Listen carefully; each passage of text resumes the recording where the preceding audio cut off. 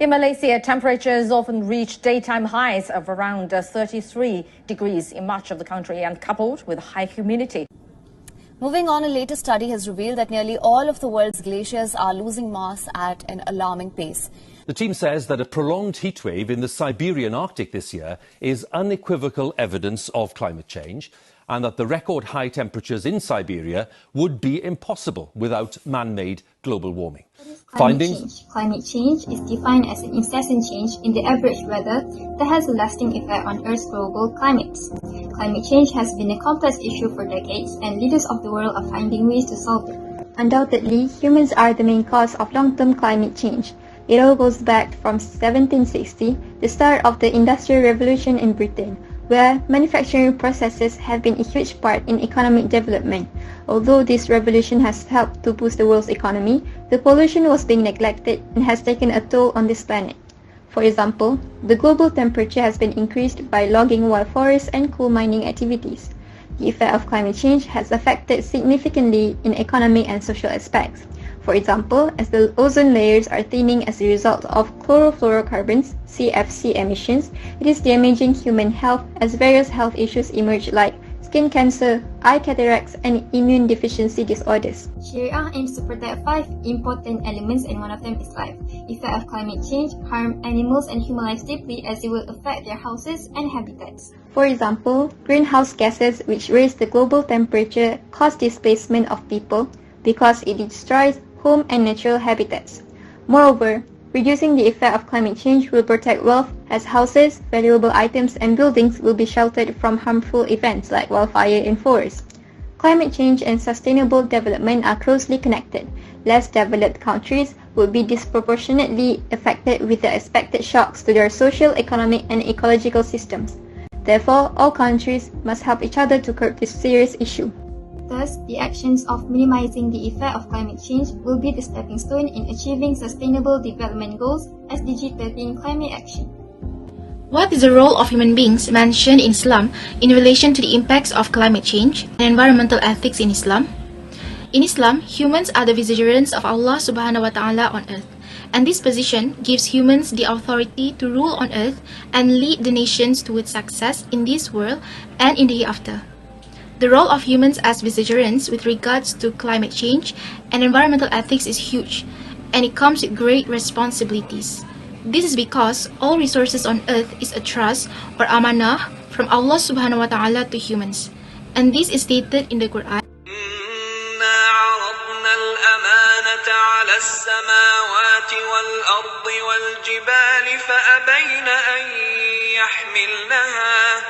فأبين أن يحملنها وأشفقن منها وحملها الإنسان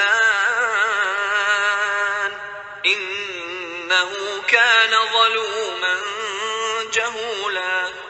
Allah subhanahu wa ta'ala has provided humankind with adequate resources to live on earth. However, the resources are not only for humans to enjoy and sustain, but also for them to worship Allah subhanahu wa ta'ala in the greatest possible way. Additionally, the resources are created for all humans and not just for certain generations. Since humans are not the absolute owner of the resources, they should not be greedy in their consumptions and should refrain from partaking in any sort of corruption. This is stated in the Quran. ولا تفسدوا في الأرض بعد إصلاحها وادعوه خوفا وطمعا إن رحمة الله قريب من المحسنين. This is because greed and corruption will cause harm to all humans and nature. For example, when human beings are selfish and greedy in their consumptions, the resources will become limited and more natural disasters will happen. It is critical for all humans to realize that as vicegerents, it is their responsibility to be moderate in consumption and to take care and maintain the resources so that everyone can benefit from them for a long time. This is especially important since now humans are living in a modern era and many developments are taking place. We cannot afford to be selfish and ignorant about the effects of climate change, or else all of us will suffer from huge damages, and the earth will no longer become a comfortable place for us to live. It is crucial to adhere to Islamic values and create economic systems that are environmental friendly and free of corruption. There are several efforts that have been made to reduce the impact of climate change. The Paris Agreement that was adopted by 196 parties on 12 December 2015, a conference of the parties, which is COP in Paris, has a huge significance because it is also the first binding agreement that brings all nations into a common cause in order to see eye to eye on this climate change issue and tackle the effect of climate change. The goal of the Paris Agreement is to curb global warming to below 2 or 1.5 degrees Celsius than pre-industrial levels, to adapt the effects of climate change, and to develop low greenhouse gas emissions. There are three important elements that define the outcome. First, pursuing efforts to limit the temperature increase to 1.5 degrees Celsius. Second, zero emissions by 2060 to 2080. And the last one is 5-year review cycle. The Paris Agreement works on a 5-year cycle, meaning that once every 5 years, countries that have implemented ambitious and effective action to limit the effect of climate change will submit their plans for climate action. This plan submission for every 5 years is known as Nationally Determined Contributions, which is NDCs. In the Paris Agreement, countries could support each other financially, technically, and etc. Hence, the effect of climate change could be limited ultimately if the developed countries are willing to give support to more vulnerable countries.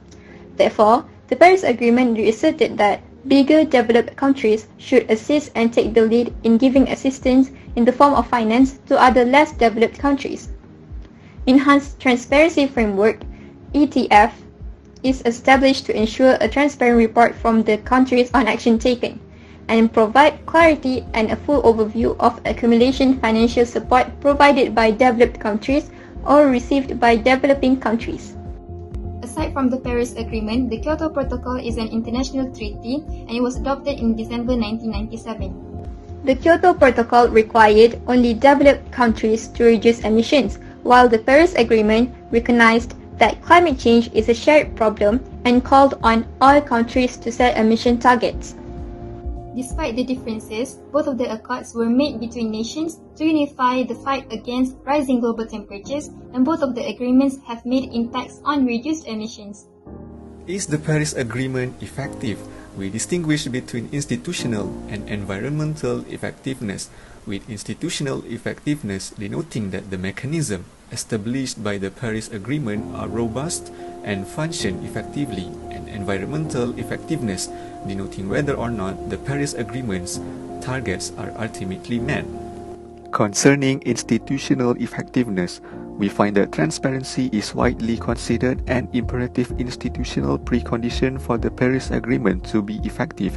The pledge and review process by which national climate action is to be coordinated and its ambition periodically increased relies primarily on a transparent review of the national pledges in order to both effectively track progress towards the Paris Agreement goals and apply scrutiny on a member state climate policies.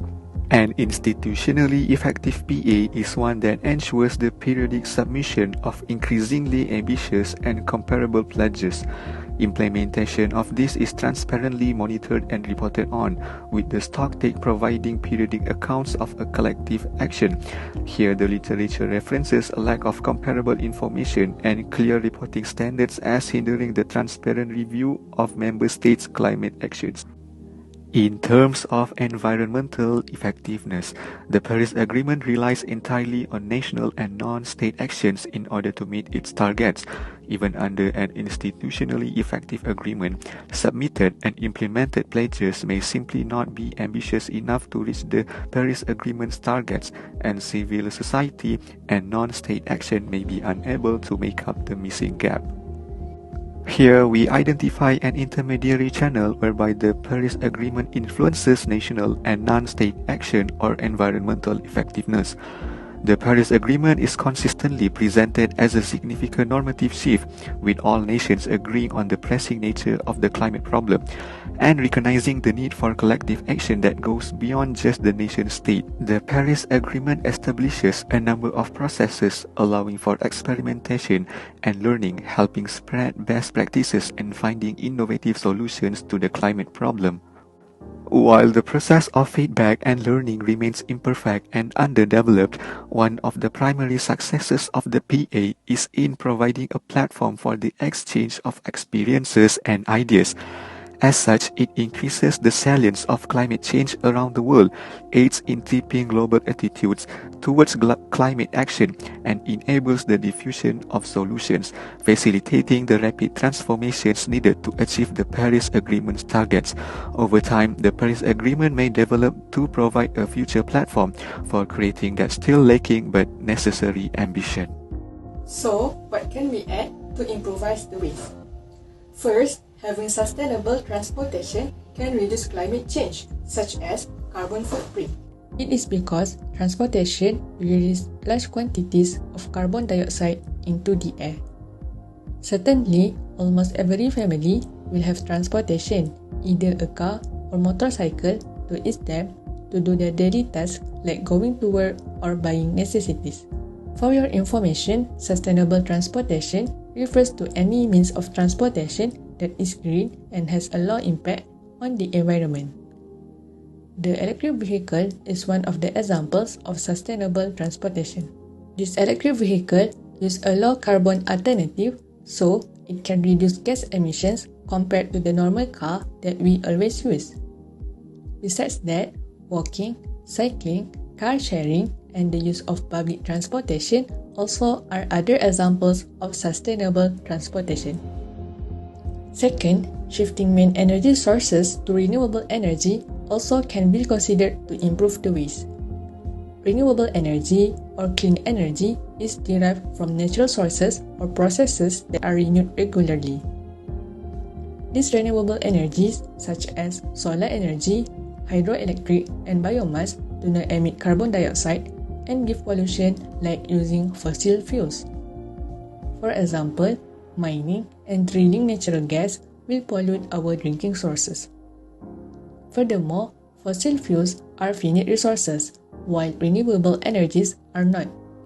Last but not least, the most important part is self-awareness. It is because when we know the importance of fighting climate change, it can make such a big difference toward fighting global warming. For example, using public transportation to go to work, or unplug computer and television, or switch off the lamp when we did not use it.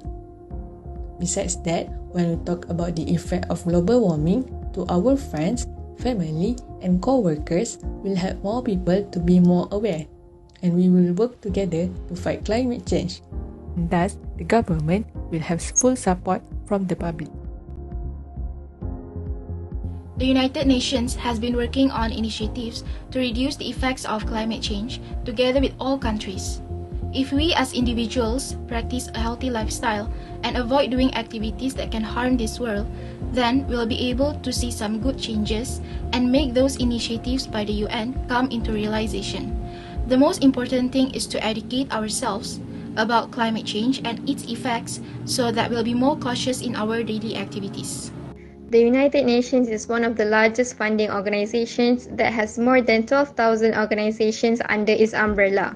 Some of the initiatives that has taken in recent years is green economy, which is the backbone for our renewable energy resources like wind, solar, hydro, and etc. It describes the economic growth that can be achieved by using natural resources consciously. The United Nations has sponsored many projects like Global Flagship Initiative of Renewable Energy, Forestry Project, Climate Change and Sustainable Development, and the World Conference on Disaster Reduction and Climate Change. The conference is due to happen in Japan in March 2016. The main reason behind striking this initiative is to combat climate change. Climate change is a major issue that is being faced in today's world. One of the major reasons behind this is the change in temperature. Today, the air pollution situation in many cities is getting worse with every year. The forests and mountains are being exploited, and the air, seas, and rivers are being polluted day by day. We need to protect our environment from all types of pollution to safeguard our health and other living creatures. Reducing the effect of climate change is aligned with Islamic teachings because of several reasons. Legal maxim, which is Qawaid Fiqhiyah, is a crucial component of Fiqh as a disciplinary study of Sharia. It is regarded as a general legal rule and justified from Al-Quran and Sunnah. There is a legal maxim that could relate and facilitate understanding of the climate change issue. La darar wa la dirar, which is harm shall not be inflicted nor reciprocated, is applicable to the discussion. This maxim gives the understanding that any type of harm should be eliminated. It can be applied to environmental protection, such as leaders of the world must work together to reduce the effect of climate change by giving commitments to the Paris Agreement. In particular, a sub-maxim which is repelling an evil is preferable to the acquisition of benefits can be associated with the means of protecting the environment by minimizing the effect of climate change. For example, coal mining firms that provide jobs to society should be stopped because the coal mining activities are contributing to air pollution, acid rain, and destruction of natural wildlife habitats. Overall, we as humans should be more grateful for and cherish the resources given by Allah subhanahu wa ta'ala.